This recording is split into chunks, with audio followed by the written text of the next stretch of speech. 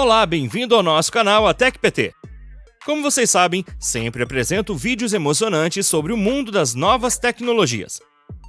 As mudanças climáticas estão agravando as condições climáticas extremas, tornando as regiões secas cada vez mais áridas e os locais que costumam sofrer chuvas tornarem-se verdadeiras várzeas.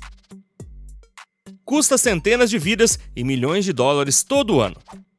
Mas se pudéssemos transformar esse aspecto negativo das mudanças climáticas em algo positivo, bombeando água de áreas propensas a inundações para estados propensos à seca.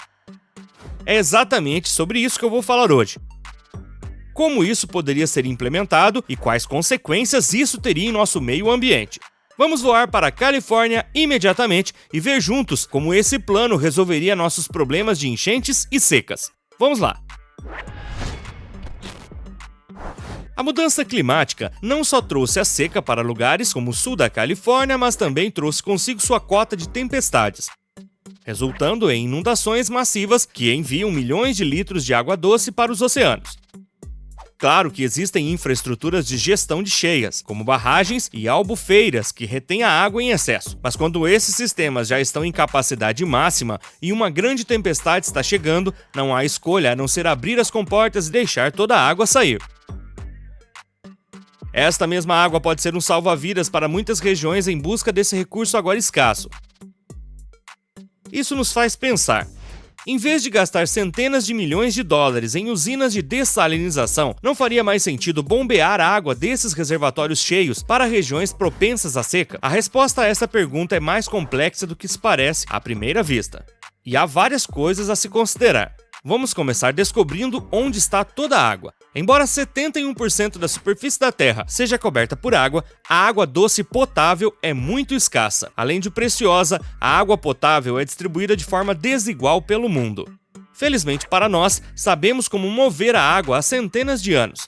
Veja a Califórnia, um estado sedento que está ficando sem água. Este estado tem atualmente cerca de 40 milhões de habitantes, ou cerca de 12% da população total dos Estados Unidos. Desses 40 milhões de pessoas, cerca de 23,8 milhões vivem na parte mais seca do estado, no sul da Califórnia, onde se concentra a maior parte da demanda de água. Mas por que a Califórnia está ficando sem água? Primeiro, a maior parte da precipitação na Califórnia cai como neve nas montanhas no norte de Sierra Nevada, e devido à mudança climática, há muito menos neve no inverno a cada ano.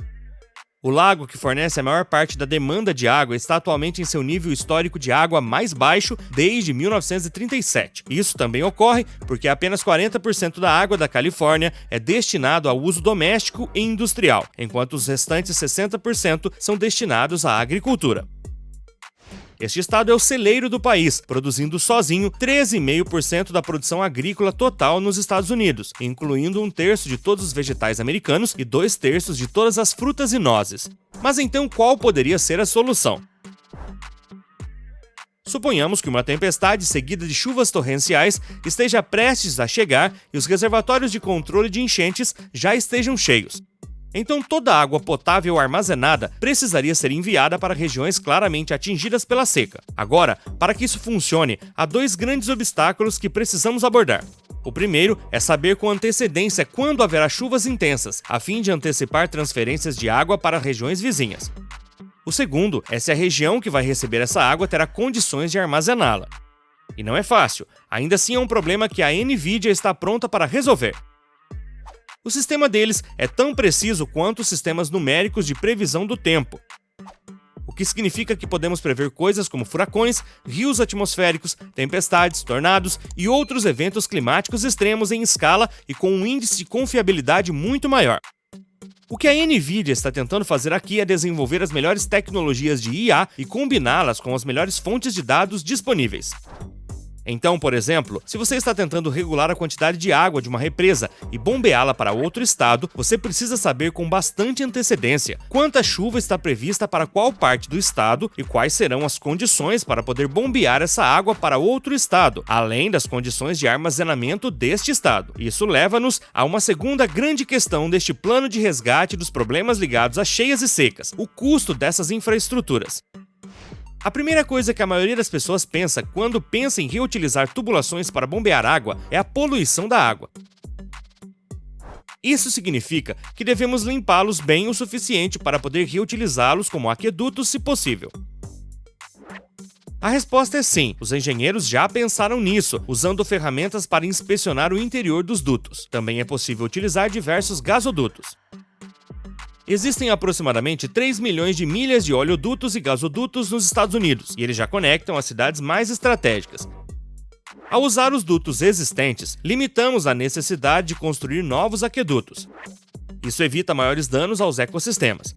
Agora, quanto poderia custar tal projeto? Seria muito difícil avaliar, uma vez que o custo de bombeamento da água depende da topografia de cada terreno. No estado da Califórnia, mais de 50% da água vem do norte da Califórnia, a 400 quilômetros de distância ou do lago. Essas longas distâncias de entrega podem ser compensadas pelo tipo de projeto que apresentamos hoje.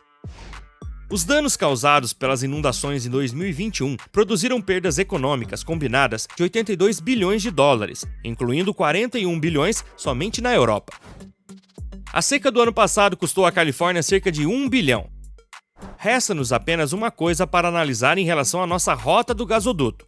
Quanta água poderia realmente ser bombeada através dos gasodutos atualmente? Supondo que sejamos capazes de convertê-los inteiramente em aquedutos, peguemos como exemplo o Keystone Pipeline, famoso por bombear um dos combustíveis mais sujos do mundo, alcatrão e areia, de Alberta, no Canadá, à costa do Golfo do Texas. Pode bombear cerca de 600 mil barris de areia betuminosa por dia.